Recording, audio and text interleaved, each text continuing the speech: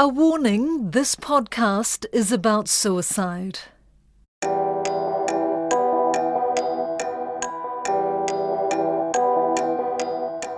Tairawhiti has one of the highest suicide rates in New Zealand. There are fears the situation could get worse following the closure of charity Here For You. It's dedicated to suicide prevention and men's mental health and well-being. There's a lot of hurt in our community from the closing of our doors. Mental health struggles aren't going away. Let's face it, it's only going to get worse. Mental health counselling service Here For You saved countless lives. We never lost one soul to suicide. So why were its own desperate calls for funding help ignored? We are in need of support and funding to help prevent suicide. Please help us help others. Every donation counts and will be spent on enriching the well-being of people just like me. They went public, they campaigned, they pleaded, but Government cuts and the cost of living crisis have been blamed for its closure. It was my worst nightmare. Kia ora, I'm Amanda Gillies, and on The Detail today, the successful suicide prevention charity in Gisborne forced to close its doors even as the government pours in money to solve a problem that Here For You had been fixing. The government has given itself 6 years to turn around mental health services. It's launching a $10 million fund and 5 very ambitious targets. And what impact will this have on an already isolated and struggling community? I spoke to founder Chrissy McIntosh on the eve of the final Here For You get-together, and we started with the humble beginnings 5 years ago. Chrissy, 2 mates, and a notepad and pencil. It started out as a one-hit wonder, and we created this beautiful photo exhibition with local boys in Tairawhiti, 27 of them, who were battling with mental health issues or had been impacted by suicide. And I decided to create this exhibition and showcase humanity and what we go through and normalise mental health struggles throughout our community because the stigma was so prevalent. At the time, we didn't have a local organisation that was focused on men's mental health. So from that event, we decided to focus our whole kaupapa and mahi, me and my 2 girlfriends, the originals, Renee Grant and Joanna Higgins-Ware, focus everything we did and raise a huge amount of money, which ended up being $52,000, and we donated it to the Movember Foundation.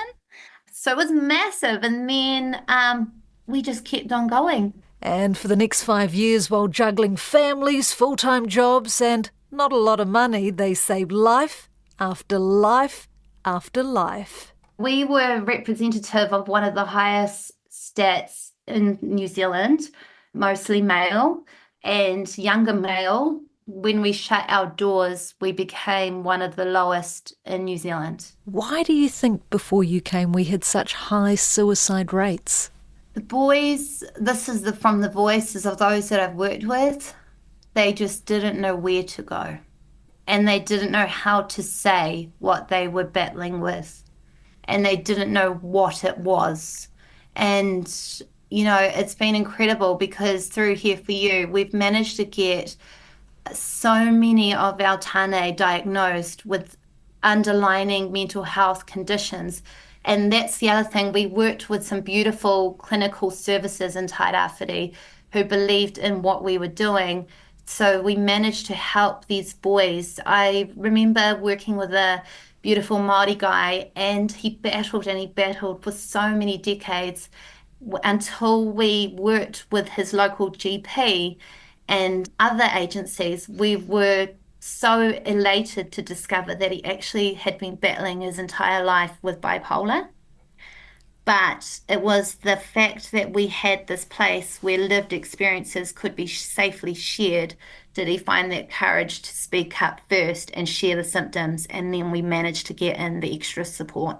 For the 38-year-old mum of 2, the crusade to save lives was personal. She knows firsthand just how tough depression and mental health struggles can be. Yeah, so I only just found out that I am highly probable and have been living with ADHD my whole entire life until only about 3 months ago. Prior to that, I suffered 20 years and beat bulimia and anorexia. And as a result of that, I have had many suicide attempts. And then I finally went back to school to understand university what was going on in this brain of mine. And what happened was I just started channeling everything through art, and that became my healing and my savior, really. And so from there, I could see the power of connection and creativity, and that's the whole evolution of Here For You. So, yeah, I have battled immensely throughout my life, my 38 years. Incredibly and sadly, suicide has been around her for most of those years. It's a very heart-triggering subject. I remember being 5 years old and a classmate was pulled out of class because his father had taken his life. And we were all called in for an assembly and explained that some people just don't want to be here anymore. And that was that. So that was the beginning of understanding what suicide was for me. As I grew up, I come from small town Tokoro, and I grew up in Putaruru, South Waikato. So I grew amongst a very multicultural, diverse community, but very rural, very forestry, primary industry kind of hub. And throughout my life, unfortunately, by the time I was 30, I'd lost 10 male friends to suicide. So not only because of my own journey, it's because of the journey of others that I've done this work. I'm intrigued because I'm from Gisborne and I know that they are hardy men there and they've never been that great with their emotions. How did you get these forestry boys, these farmer boys, these hardened men through your doors for help? Amanda, that's a question I am still trying to figure out. I think what helped, and this is something that we can all learn as humans, it is very incredibly hard to speak up. It is really, really hard, and it is time consuming, and it's energy that is so hard to give to others because you're scared of what people are going to say. So one thing I did do to soften that platform for many to speak up is get them moving. What we did do and what we do know is that when men are out actually doing stuff that they love, like they're hunting, going on road trips, playing on the guitar, going to a rugby game, you are able to not have to have that face-to-face communication. You are able to break the barriers by keeping them busy, but also allowing them to feel safe and connected to you. So a lot of these boys would open up in these sorts of scenarios, but it always took me to initiate the conversation.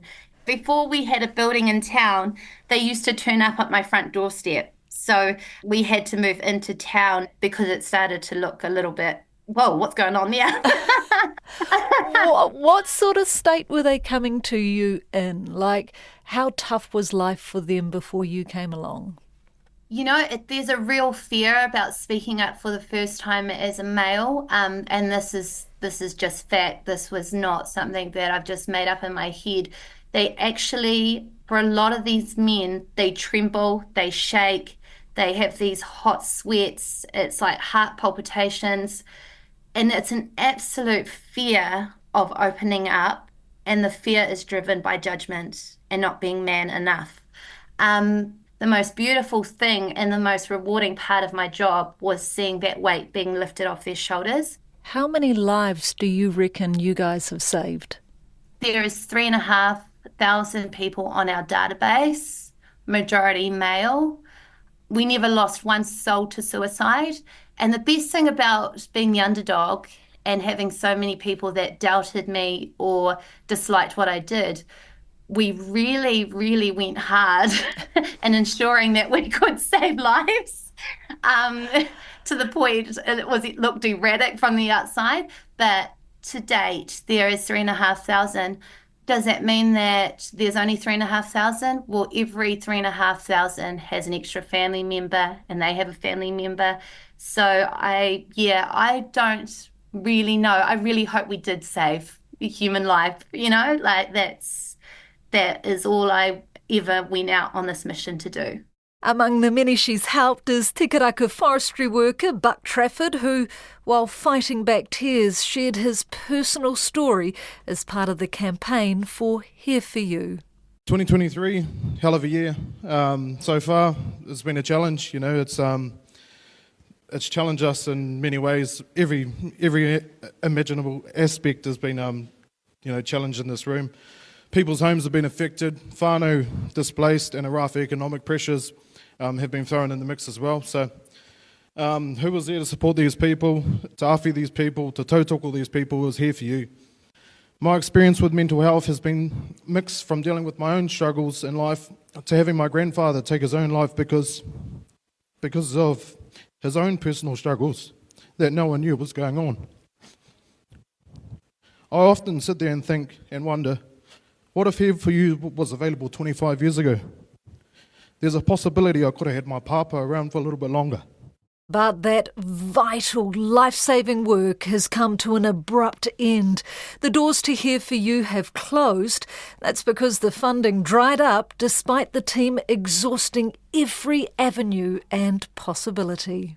I'd fought a pretty massive campaign, and I had an amazing waka of people behind me. Even the legendary Ian Kirkpatrick, so I felt devastated. I still am in a state of devastation, and it's going to take a bit of healing, but I'm just disappointed more than anything because we did everything that was asked of us in terms of policy, outcomes, deliveries, expectations, and the fact that we never ever got an email back from Minister Matt Ducey is absolutely heartbreaking, but it's something that we have to be incredibly grateful and blessed that we made a difference in the time that we had. The Detail contacted the Minister for Mental Health, Matt Ducey, who told us in a statement it was very disappointing Here For You was having to close its doors. I appreciate the work it has done to reduce stigma around reaching out and the positive impact they have made in Gisborne, he said.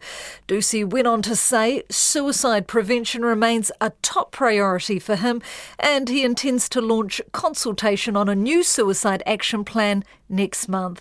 However, he says it's unfair to say he ignored correspondence, as his office was in touch with one of the charity's trustees as recently as last month as to how to appropriately access government funding opportunities. How much money did you need to continue?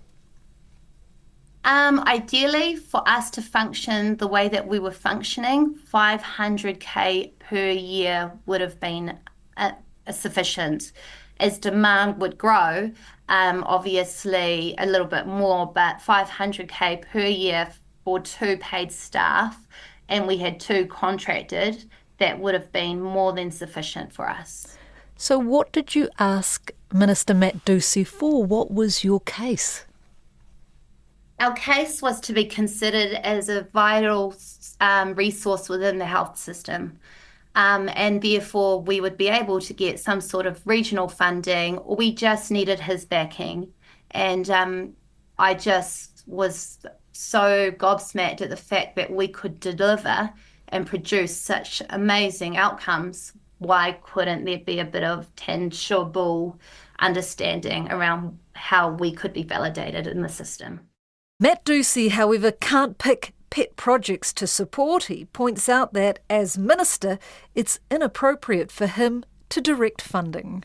I've said to a few people I feel a little bit embarrassed at my desperation, if that makes sense. Yep. I feel incredibly hurt, but not so much for myself, but for my boys and my community that have endured so much over the last 2 years, if not longer, that they were not enough when all along they were more than enough.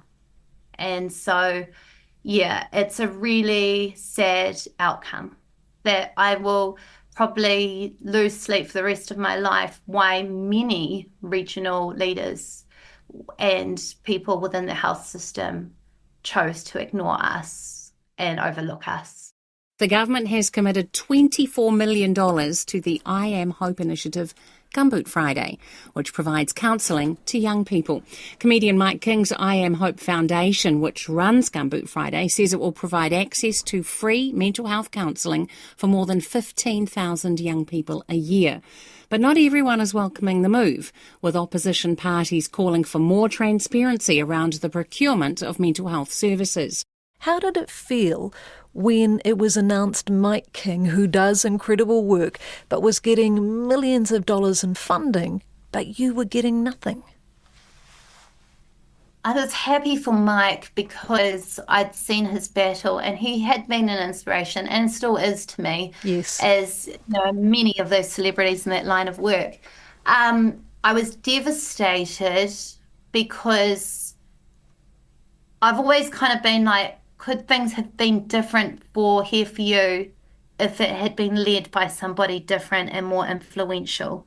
Because in my time of having Here For You, I had seen other organisations receive funding a lot easier than we had because of who was associated to those organisations. So it was a real kick in the guts because if we could not even be acknowledged and seen as a valuable service to this region, I just could not see us moving any further. If that wasn't bad enough, her rocky path to financial stability took a dark and nasty turn.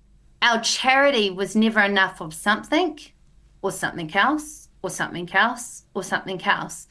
And it got really ugly. I've seen and endured huge amounts of racism, sexism.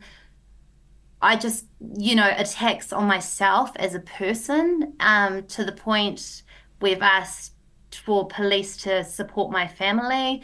A lot of my time in the end became about the fight and being seen and being heard and trying to provide our outcomes and data to people that needed to see them, that I was actually being taken away from what I was better at and loved doing. It's been a tough journey, put it that way. And it all comes at a time when Gisborne really needs mental health support.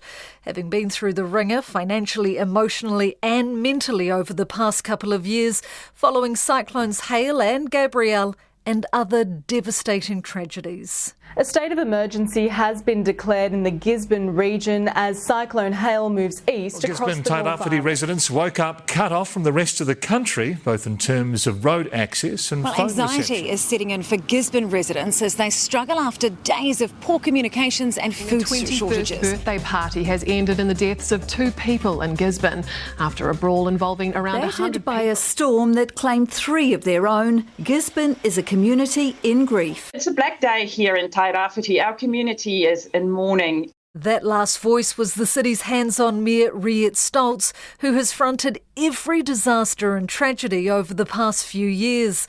I caught up with her in between council and post-cyclone commitments and asked her about the toll things are taking. People are really tired. We are seeing people lifting their heads again. It's been a fabulous summer. We had a real gizzy summer, which was fantastic. But there are still people who are affected deeply. We are still dealing with our Category 3 home buyout, and that's going really well. Probably half of the properties have now been bought by the Gisborne District Council, and people can move on and buy new properties and move away. But there are still about 170 properties that needs lifting, that needs some land stability work done. And the funding is becoming available, but it's been nearly 18 months. And then I'm meeting with them today, a group of our farmers, 8 bridges that are gone.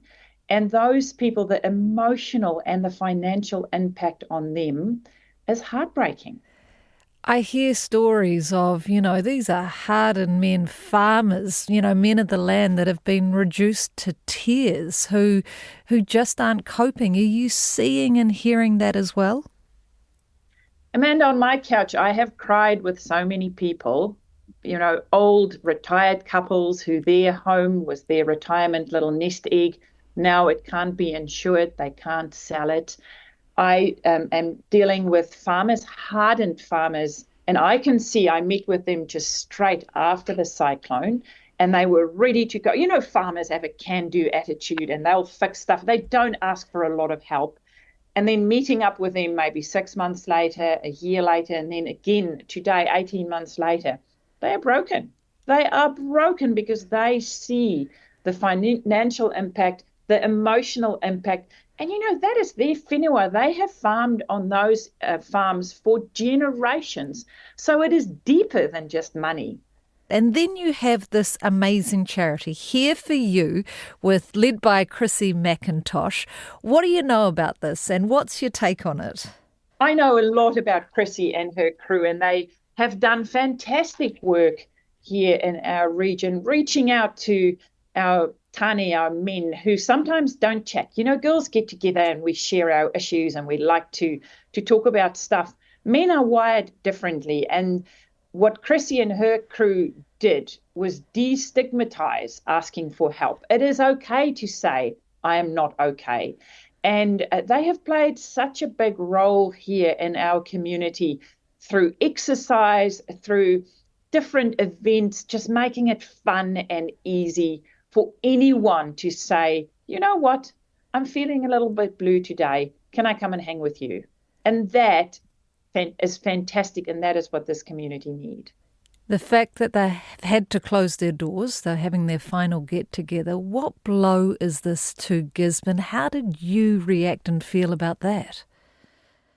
It is heartbreaking and sad because that is exactly the service our community need for the next few years. People are hurting, people are on journeys which they've never been on before. So even if you didn't or don't have mental health issues, the challenges facing us now means people need extra support. So for them to have to close their doors because funding is not available is sad and it's cruel. Meanwhile, Chrissy McIntosh will turn her focus now to her family and her artwork while she finishes her psychology study. But she has one final message. I hope wherever you are and whatever you do within this mental health arena, may you remember how amazing and inspiring and successful Here For You was. That's it for today. The Detail is a newsroom production supported by RNZ and New Zealand On Air. This episode was engineered by Jeremy Ansell and produced by Alexia Russell and Davina Zimmer. Thanks to Riet Stoltz and Chrissy McIntosh. If you need help, there's a list of contact numbers on both the RNZ and newsroom websites. I'm Amanda Gillies. Ka kite.